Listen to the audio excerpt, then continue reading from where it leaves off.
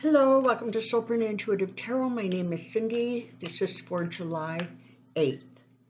So, first of all, thank you for all of the support of this channel. It has been amazing. So, to my new subscribers, welcome. To my established ones, I adore you. To the comments, very, very generous, very sweet. A lot of you have been commenting about the private readings you've had with me and how pleased you have been with them. So thank you so much for that. And if you are interested in a private reading, if you go into the description box below, there is an email address, soulprint888@gmail.com. Just send me off a request for information for a reading and I will send it back to you. The donors. Oh my God, thank you so much. Showing your appreciation that way is just so humbling to me. It's always so unexpected. And I'm so grateful that I have viewers who appreciate what I'm doing, who like what I'm doing and feel that what I contribute has been helpful as they have moved through kind of the challenging last few years. So right there, just thank you from my heart. For those of you still asking, Vanessa is doing just fine. She is sort of back in the groove. And so thank you again for the prayers, the thoughts, the suggestions, all of it was incredibly appreciated. So thank you for that. So there's lots going on, eh? So later on today, Pat Cipollone, I think I've said that right, is going to be providing testimony to the January 6th committee. And it's going to be video recorded. So I guess in some future hearing, we're going to see that. That's going to be interesting. I know that there is a hearing scheduled for Tuesday morning. I think it's at 10 o'clock Eastern time. I'm not sure if there's one for Thursday. I think somewhere in the periphery of my head, I might have heard that somewhere, but don't quote me on that. So, lots going on, but honestly, the thing that I really want to take a look at right now is Ginny and Clarence. He's quite the interesting little fella, So I don't know where I saw it. I really wish I was better at retaining this kind of miscellaneous information, but I'm just not. But I saw a quote that he had said, I guess shortly after he was confirmed to the Supreme Court. He had a very, very specific date or year that he planned on retiring. And he came to this conclusion, and this was his statement about it. He was going to be on the court for 43 years. Now, that date has come and gone, but, that's a separate issue. But the reason he chose that date was he said something to the effect of, you guys have been a pain in my butt, or whatever he said, for the last 43 years, and I'm going to be a pain in yours for the next 43. So that's telling you something, right? Apparently, people who know him say he is an angry individual who just has almost become completely intolerant for anybody who doesn't sort of view things exactly the way he does. And so now he's been opening his mouth, and now he wants, as far as he's concerned, there's not a good reason not to go after contraception. For the love of God, what are these old men thinking? And while he's at it, he really thinks that gay rights should be back on the table too. Now, as I've said before, and I maintain this, they woke with the Roe versus Wade decision. They woke up the wrong sleeping giant. You have to remember, a lot of the 20 and 30-year-olds who are getting right up in arms about sort of the direction the Supreme Court not only has gone in, but is threatening to go in, those often are the children and the grandchildren and the great-grandchildren of the first grouping, you know, the 60s, the 1960s movement, the flower children, that era. And I say it every time. I always refer to that era as the flower children because they planted the seeds for not only the people that came after them, but for, in many ways, the rules that governed us for, 50 years. So that's kind of, they just woke up the wrong group of people because that group of people, not only are they angry and indignant, but they're energized.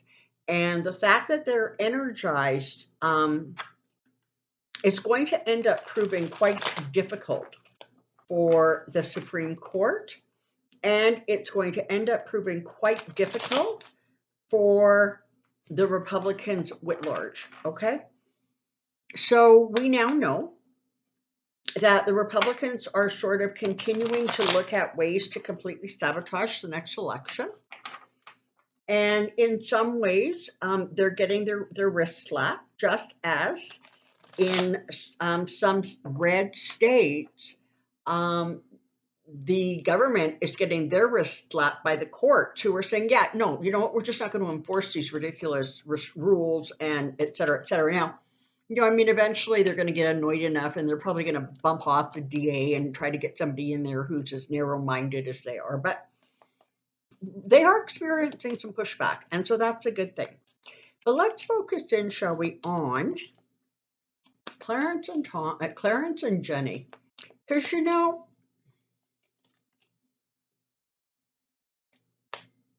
it's sort of like, it feels as if a little bit like they're spiraling out of control. So as I have stepped into that energy, people who have been, watching me for a while, you're going to recognize these words because I use the same words very often when I step into Trump's energy. There is an anger. There is a rage. There is, it's sort of like a bullying energy. I want what I want it my way, and I want it right now. And so that's part of what's going on. Now, part of what I think is motivating them on a basic level is actual fear.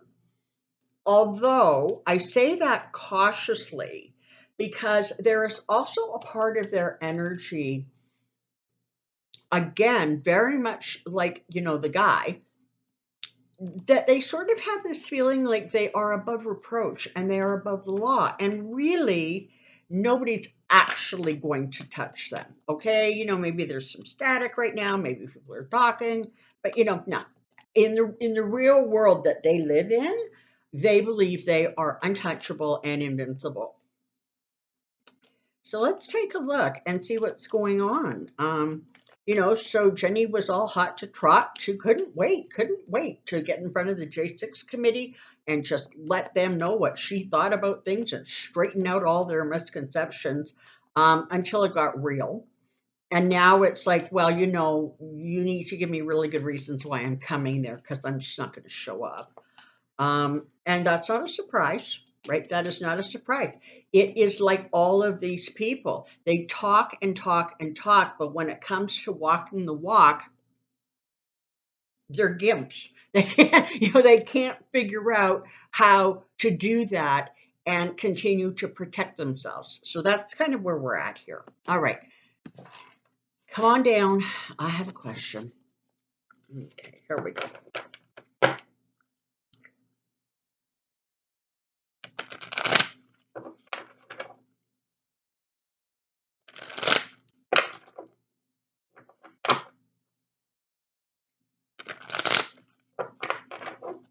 Okay. Clarence and Jenny trajectory. Clarence and Jenny trajectory. Clarence and Jenny trajectory.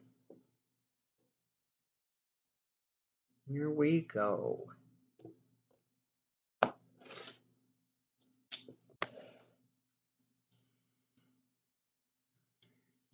Seven of Swords. Four of Wands. King of Pentacles. Ten of Swords. All right, so this is where we are right now. This represents sort of their determination to steal, to take whatever power they have at their disposal and take away literally rights that have been embedded, attitudes, anything that does not fall into their very, very narrow and frankly very screwed up philosophy or viewpoint. They are just determined, sort of by hook or by crook, to force that change. In part, again, these are older people and they see sort of that timeline of their life coming to a close. And they're now determined, not unlike, the idiot in Russia, they're determined to sort of make their legacy and make that name for themselves. Unfortunately, they are not realizing that the view of the country, the desire of the majority of people within the country is not in compliance with what they think. And again, people who maybe were busy with their lives and not really paying a lot of attention to what the Supreme Court is doing and what even the politicians are doing, they're paying attention now. And more people are starting to understand that the country appears to be being run by a minority of people who have some really draconian ideas. There is money involved somehow. So I don't know whether there is, that there's money being funneled to them, or in fact, if they may be funneling money to a certain cause, which could then raise some eyebrows. But there's definitely sort of a mercenary energy connected to what they're doing. But look, here comes the Ten of Swords, and the Ten of Swords is sort of saying you will not get away with this. You will be ended one way or another. And I'm, oops. Okay. So things are very,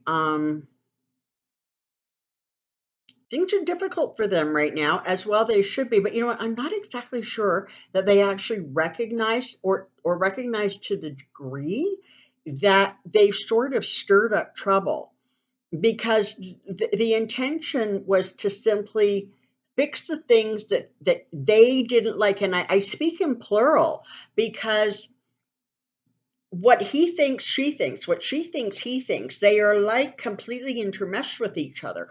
So it's not like she's doing stuff and he's sitting there shaking his head going, Jenny, Jenny, Jenny, you're going to get me into trouble, settle down. They support each other and they sort of egg each other on. And so there is no division between the two of them, which means that when the fall comes, it will come, frankly, for both of them. Now, the other day, I was busy doing something. I'm sure it was productive, although I can't quite remember what it was. Um, but I had the TV on in the background, and they were talking about the gun laws, and it was right around the time of that horrific shooting that just took place, and I very, very clearly heard the words, "Those who live by the sword die by the sword." I don't know what it was in reference to or who it was in reference to, but it was a pretty stark message. And so I'm just going to put that out there and leave it there. I'm not going to assign a name or names or anything like that to it. It's just a very strong energy that came through, that when you make things that on the one hand available and on the other hand restrictive, there really becomes an almost immediate karmic slapback. Now, because it's politics and because it's law, the slapback may take some time. But just keep that energy in mind, is that they are really walking the path to their own destruction because they are so immersed in their whatever those beliefs fall under the category of, whether it is Christian they think they are, or whether it is just ultra conservative, or I don't know what they think they are. But they have lost touch with the average American. They have lost touch with the will of the majority of the people because they're so determined to push the minority feelings, thoughts, ideas, and attitudes out there, and it's not going to end up working. They are creating the very situation that is going to create their downfall, frankly. What they perceive as strength, as holding firm, as being courageous, and making the tough decisions is not. That is actually going to end up being sort of their Achilles heel, because there really is the sense that what they see as strong is actually, read this in reverse, okay, is actually weakening them. It is actually diminishing their standing. It is diminishing people's perceptions about them. And honestly, that includes other members of the Supreme Court, okay? Because while the conservative members of the Supreme Court have real issues with sort of how liberal the court has been behaving in years gone by, there is at least enough rational thinking among some of them where they really don't want to turn this into a tearing down everything that America means and has stood for. But there are some who are quite determined to do that. But as I say, the very thing that they think makes them strong is actually diminishing them.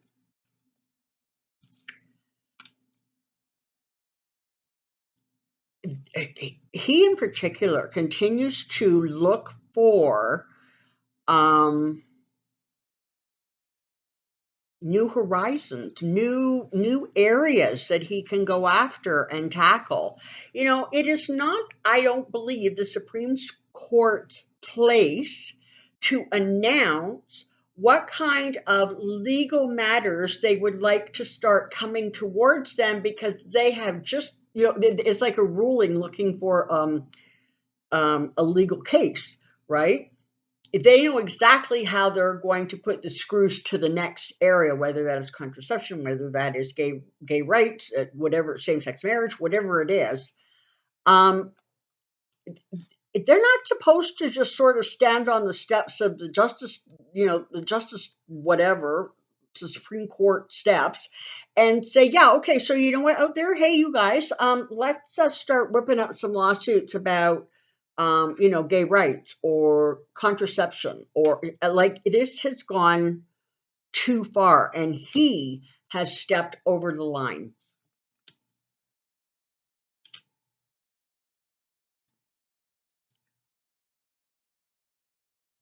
You know, between the two of them, it's amazing that they don't create a bonfire with each other, because they really fire each other up. You know, they really push forward with a great deal of passion these beliefs that they hold.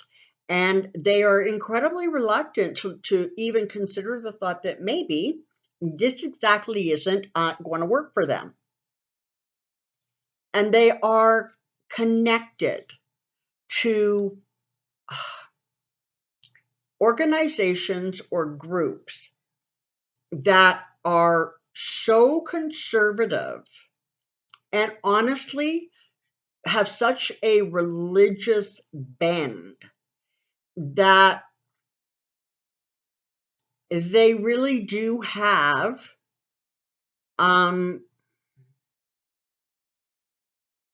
like blinders on. They can't look left or right. They can only look straight ahead and see what they want to see. Yeah. So, this is kind of this is kind of the thing, right? You've got the Ten of Swords here, you've got death, you've got the devil. This is the energy that they are immersed in, but this is the energy that is also going to end up bringing them down. And the thing is,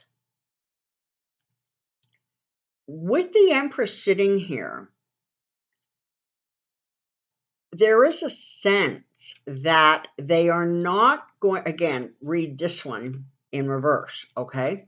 They are not going to have the success that they believe they should have or they think they're entitled to, frankly. What was abundant will diminish for them. What they saw as a real positive move forward ultimately is going to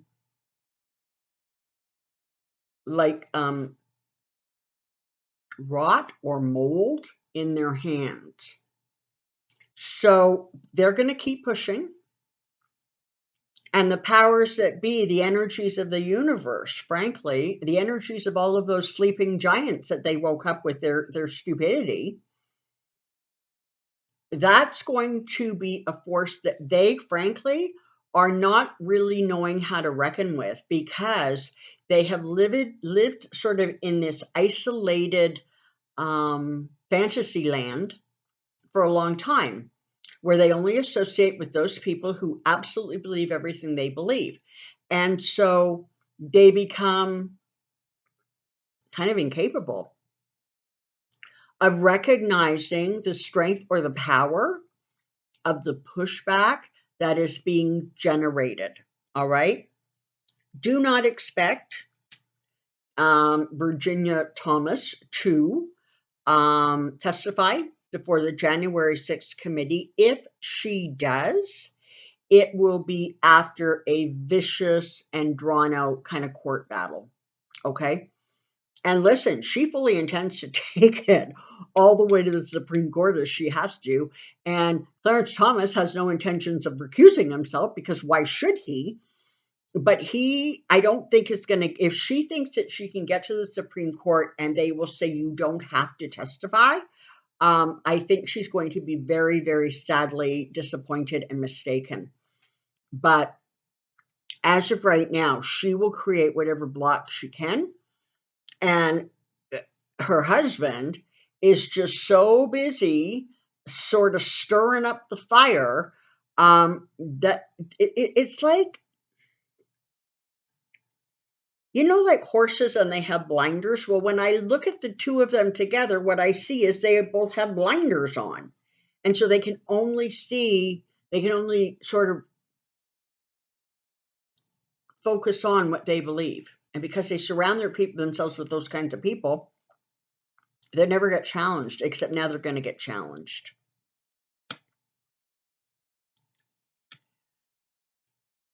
Continue to expect them to try to push forward, push their views on people. He, in particular, is really, really prepared to do whatever it takes to just turn things right upside down. And at that point, go, okay, my work here is done, and walk away. I don't think he's going to get the chance. He's in actually for some significant disappointments, as is she, because what's going to happen is they are going to push hard enough that they really are going to become sort of diminished. And much like the former first family, they're going to find that they've become almost so radical, extreme in their beliefs and in their desire to just break everything, that people are going to start pulling away from them simply because they don't want to be caught kind of in the crossfire, and nor, frankly, do they want to be associating with people who have lost the ability to look at reality objectively. They are living in that subjective reality world of theirs. And you have to remember, as we move forward towards, fourth and fifth dimension energy, the energy of the people and the planet is not a comfortable place for these old dinosaurs to be. And so they are going to continue to experience pushback, and they are going to continue to experience the increasing energy that simply says, you know what, the Trump way, the greedy way, is not the way. We're not going forward with this. And so I kind of think that they're going to run into, and it's funny because, what, I'm not necessarily seeing, I think if anything, he is going to willingly retire, but it's going to be because there are some kinds of, I want to use the word threats, but I don't know that I necessarily mean it in its worst, but there's going to be information that starts circling, or information that perhaps the other justices get a hold of. And they're like, okay, you know what? Listen, you got to go, or there's going to be a problem. So there's definitely that kind of shift and challenge going on. For him, it's about the legacy. For her, it is about being literally the queen to her king. Okay, it is literally about her standing in the spotlight, like shoulder to shoulder with him. That's what they want. That's their dream. That's their hope. And they're going to be destined to be disappointed. So let's just ask a couple of pendulum questions, because, that always gives us sort of a good read on things. So, okay, so the pendulum is going side to side, so it is ready to talk. Is Clarence Thomas likely to willingly or willingly retire from the bench? Okay, no. Is Clarence Thomas, one way or the other, likely to leave the bench? I don't know, by this time next year. It's going to be gone by this time next year. Okay, for those of you who are wondering what is going on, there is a torrential downpour going on outside my windows. We have been flooded with rain here in Alberta. Honestly, we were in drought conditions. I don't know how much rain we've had this year, but it just hasn't stopped. And there is quite the thunderstorm rolling through too. So if you hear big bangs and crashes, don't jump out of your chairs.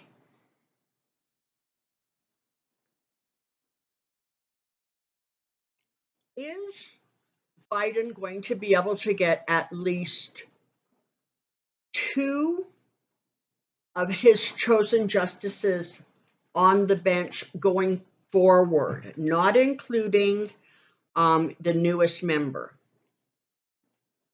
Yes. Is it likely that after the midterms, after the midterms, do they actually have a stronger position in the Senate than they do now? Okay, so yes. So after the midterms,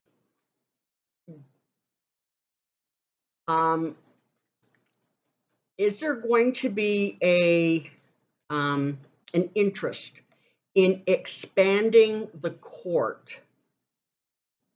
Okay, so there's going to be talk about that.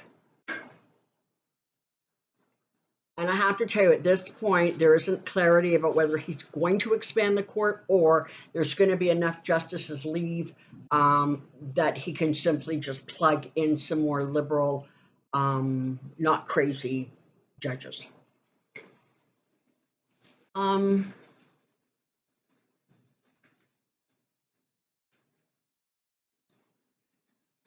So I heard something really interesting the other day, just briefly. They were saying that during the afternoon, Fox News apparently typically has 1.2 million viewers. When Fox News is broadcasting the hearings in the afternoon, their viewership drops to about 700,000. So the takeaway was, the people who watch Fox News just don't want to hear it. I still maintain that the message is getting through to those viewers. The message is getting through to baseline Republicans who have had enough. Is that trend of Republicans sort of pulling back and seeing things with a little bit more clarity likely to continue? And the pendulum's like saying yes before I even finish asking the question. So that is definitely a trend, an energy force that is gaining speed. And so that's a really, really good thing, okay? And